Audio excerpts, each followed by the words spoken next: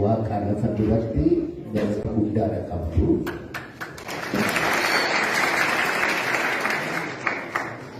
Usmaayoo Muusaa lubbumaan iyyuu nama yaadatamuu qabudha.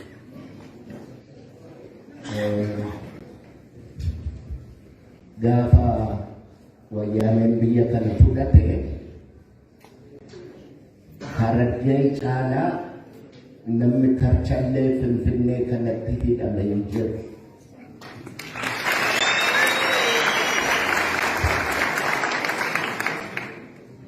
Yaadattu yoo taatanii aslii Oromoo, dubartii Oromoo, seenaa Oromoo keessatti bilisummaadhaaf qabsooftee namni du'itti faradame dubartiin Oromoo isheen hangafaa aslii Oromoo.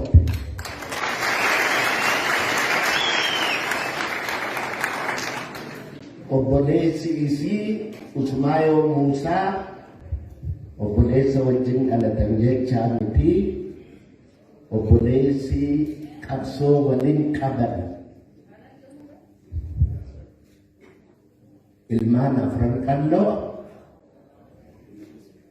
warra gaafa sachi jiru keessaa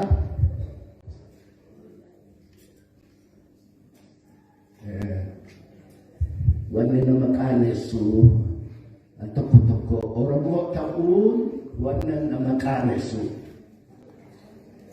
baay'ee nama qaanessa. Kana jechuun silaa hin fedhu jedhamuu qabaaf malee. Gaafa Usmaayoo Muusaa Karchallee jiru meeqan keessanii kan guyyaa tokko dheettanii fuula isaa argitanii beektan. Kan immoo namichi kun ilmaan qabaayee niitiin isaa maal keessa jirti, ijoolleen isaa maal keessa jiru jettanii kan beektan. Jechaan baay'een keessan ijoolleedhaa sana hin qaqqabne, garuu warri umurii kootiin jirtan nama meeqa isin gaafas dhaqxanii kan beektan.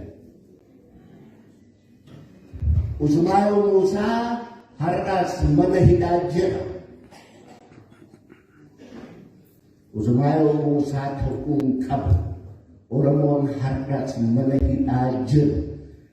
Ijoollee isaarraa hidhamee mana hidhaa Oromoon jiru lakkoofsa tokko lama miti kan ijoollee isaa ilmaan isaa agabuu bulaa jiran tokko lama miti.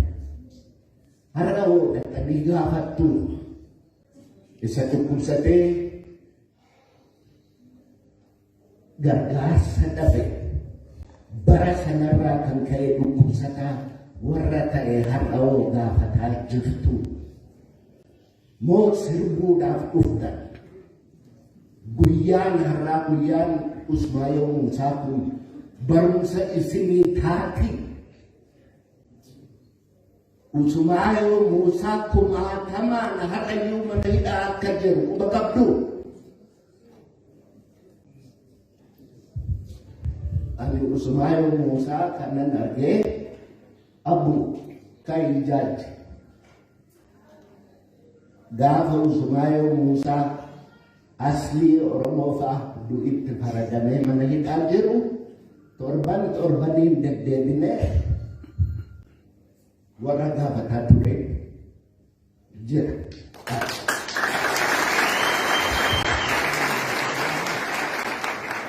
Usmaayoo Muusaa warra har'a hidhaa jiru ilmaan isaanii gaafataa jirtu moo maqaa isaaniitiin sirriitu?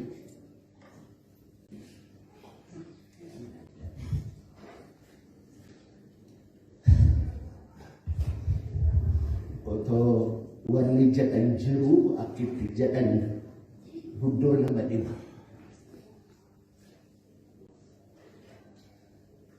Dur jaarsa tokkotu garmalee dulloomee warri inni horeeyyuu ilmaan isaa isa dhufanii jaarsi kun wayi hin du'u gaafa godaan jaarsa kana harreetti fe'u dulloome jennaan warri hin mari'ata jaarsa kana dandeenyee akkuma kana harreetti hin fe'inu ajjeesuu qabnaa jedhanii mari'atu. Jaarsa weelluu jedhu jaarsi weelluu kun kan of dadhabe ammoo jaarsa jechaan nama beekumsa qabu achi weelluu keessa ciiseeti hin ajjeefnaa itti ogaa ijoolleen itti mari'attu dhagaa gurraa dhagaa. Dhagaheeti utuun du'in duraa ilmaan kiyya kana wa barsiisuun qabaa jedhee ijoollee jajjabduu keessaa waamee ijoollee waan taataniif kunoo ka'aati malkaa caancoo lafa jedhan gafarsi bishaan dhugutu jira. Karaa kana baatanii achirra baatanii achi bultanii achiin baataniiti achitti malkaa caancoo gageessan hoomaa gafarsaatti dhuftu. Hoomaa gafarsaa sana keessaatii korma tokko naa ajjeesaatii tiruu isaa naa fidaa tiruu gafarsa sanaa yoo nyaadhe nan du'aa jedheen. Eenyu gammadde ijoolleen silayyuu jaarsa kana ajjeesuu irra tiruu inni jedhe dhannee finneefi tiruu nyaatee hadu'uuti maarree dhannee tiruu finnaafi jedhanii bahanii guyyaa guutuu deemaa oolanii galgala aduudhaa lixuuf jedhu sareen mandara keessaa dubbi sareen kun rimaa saree rimaaniin ciisaa garaa saree kana keessaa mataa gadi baafateetu bulchullaan itti duta warra kanatti abuun kanaa takka argitee beektaay maali sareeni garaa rimaa keessaa bahee namatti duutuu jennaan waan kana beeknu gallee jaarsa gaafannaa jedhanii daba. Guyyaa lammeessoo deemaa oolanii gara galgalaa maal argu? Harree takkati gammoojjii lafti badee adaan mallaqa margi takka keessatti hin biqille keessa harreetu dhaabbata. Harreen kun yoo ilaalan hamma arbaagaa. Abu lafa kana margi hin jiru omtuu hin jiru harreen kun maal nyaateeti akkana gabbatee jedhanii wal gaafatan. Kanallee beeknu gallee jaarsa gaafannaa jedhanii dhiisanii darban. Guyyaa sadeessoo deemaa oolanii farda takkatti dhufan. Biyya fardi sun jiru citaan isaa margi isaa mujaan isa mudhii fardaa caala. Mudhii fardaa. Fardi mujaa marga akkana lalise keessa fardi kun immoo kan gogaan isaatiif lafeen duwwaa walitti jiru huqqatee kasilaadu gogumaa fi lafeeti walitti jira. Fardi kun sila biyya kana fakkaatu marga kana fakkaatu keessa akkamittiin akkana huqqatee akkamittiin akkana miidhamee jedhanii wal gaafatan. Kanallee beeknu gallee jaarsa gaafannaa. Amma boruntaasaa deemaa oolanii gara galgalaa dheebuun qabdee bishaan tokkotti dhugaa dhufan. Bishaan kun boolla sadiitu jira. Boolli takka as jira, ka ittaan uumtanee jira. Boolli sadeessuun achi jira.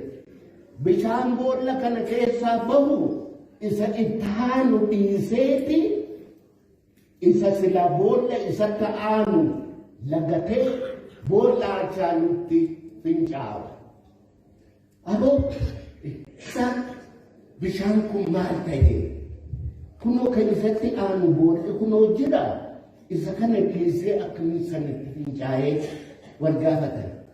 Kanallee beeknu gallee jaarsa gaafannaa jedhanii darban. Guyyaa shaneessoo caancoo malkaa gafarsaa hoggaa gahan hoomaan gafarsaa bishaan dhugaa hoomaan gafarsaa lakkaawameen dhufne achitti wal ga'ee jiru. Achi keessaa gafarsa korma isaa ilaalanii amma tiruu keessaa baasanii jaarsaa fuudhanii galuuf jedhu. Amma tokkicha gaafa korma kana waraananii dhiigi korma kanarraa cirrifate gafarsa achi jiru sanatti faca'ee faate. Gafarsi inni waraaname baheeti warri dhiigi gafarsaa sun itti faca'e dhuman. Naga keessa jiran warra dhiigi itti faca'ee du'e gafarsi inni waraaname hin bahe.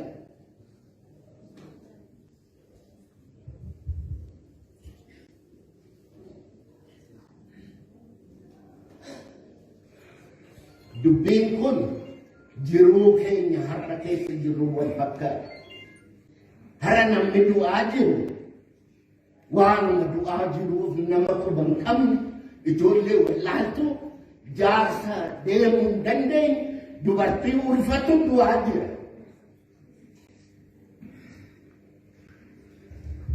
Dhiigatti faca'e. Malee isaa miti kan waraana dhiigatti faca'e. Kan du'aa jiru warra dhiigatti faca'e. Usumaa yoo Muusaafa kanatu dhufaadhaa sirbaan lallabaa turan. Dhaga'uu diddan. Dhaga'uu diddan.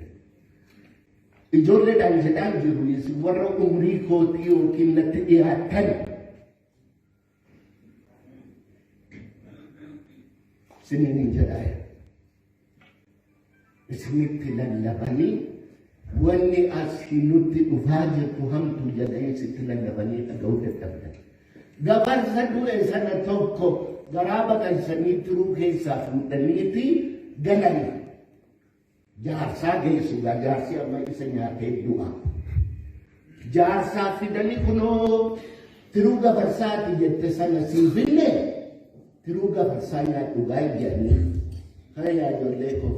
Tiruu gafarsaa lafuma kaa'aafi mee kottaafi waan argitan natti maa. Isana nyaadhee du'a.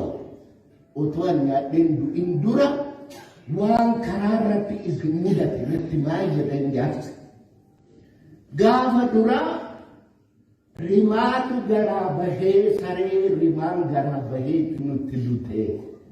Kana arginee gallee jaarsa gaafa gaafa lammataa biyya adaan mallaqa margi keessatti biqille keessa harree dhaabbatu hamma arbaa ga'uu argine maan nyaatee hanga arbaa ga'e wanni kun jennee ajaa'ibne. Gaafa sadeessoo farda marga keessa dhaabbatu muujjaa mudhii isa ga'u keessa dhaabbatutu lafee fi gogaa fi lafee bu'aa waliin jira.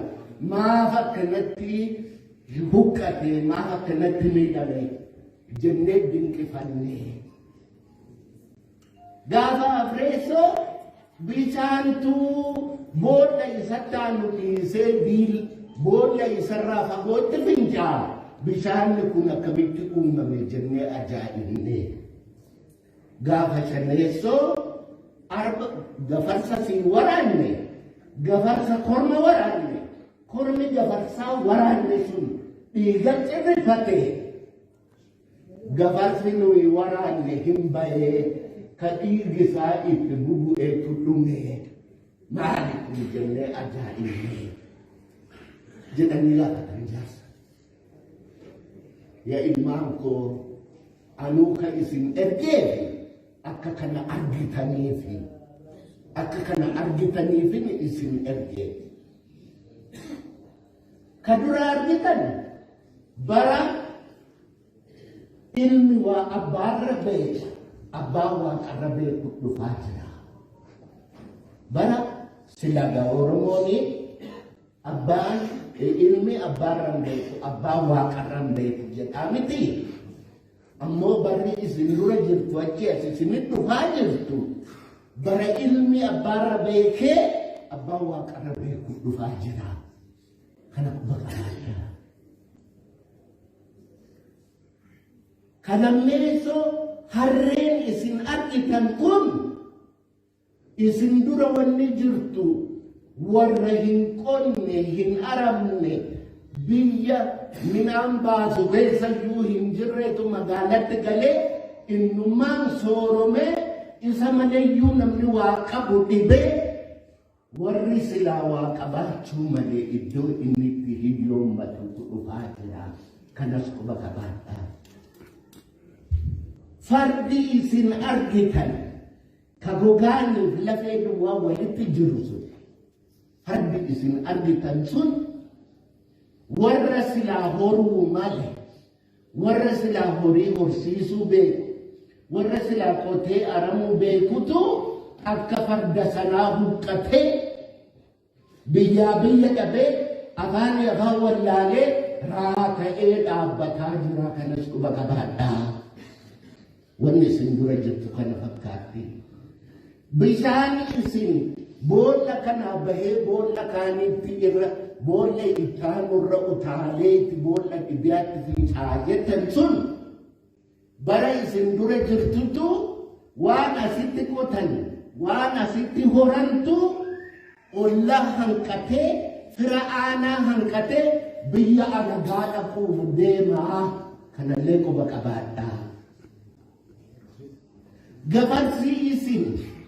Gabarsi isin waraantan sun ka inni bahe ka ammoo dhiigi isaa itti cirrifatee jennaan dudu'e sun wanni isin dura jirtu gara fuulduraatti namichi inni silaa du'uu malee osoon duune warri waan sana gurrumaan dhagahe miidhamuuf deemaa.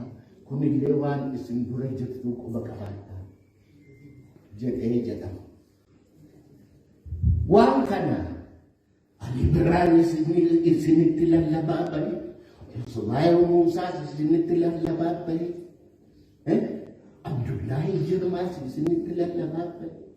Isin sirba kana sirbuudhaaf dhaggeeffattu malee wanni inni jedhu maal akka ta'e dhageessanii isinin jedhaa jira.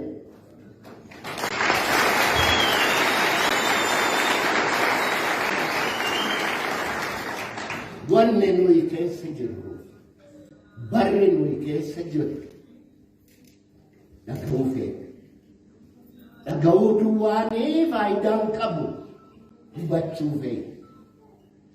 Hubachuu duwwaan faayidaan qabu. Har'a Usumaayoo Muusaa du'eegaa. Usumaayoo Muusaa warra har'a mana hidhaa jiranoo isaaniif immoo boru wal waamtu moo akkam ta'a? Namaa fi gaafa inni sin fedhu sana silaa birmattanii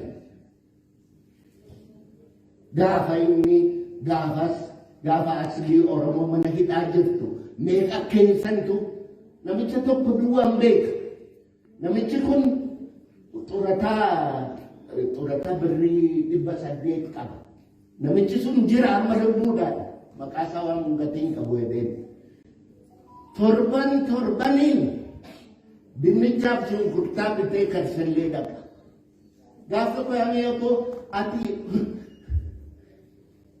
xurataan kee yoo birrii 800 maal gochuudhaa?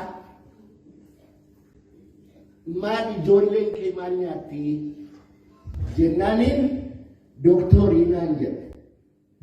Mana koo distiin waxiitti tolchan ibiddarraa eega taa'e waggaa 3 jedhe. Distiin qabnuu jedhe. Maan qorqoriyaadha qabnaa jedhe.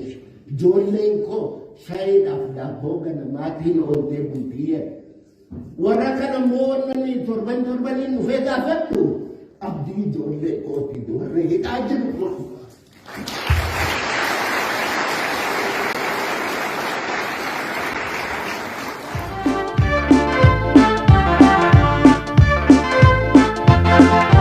Muranne kaane biyyaa bilolla diinaa sodaanne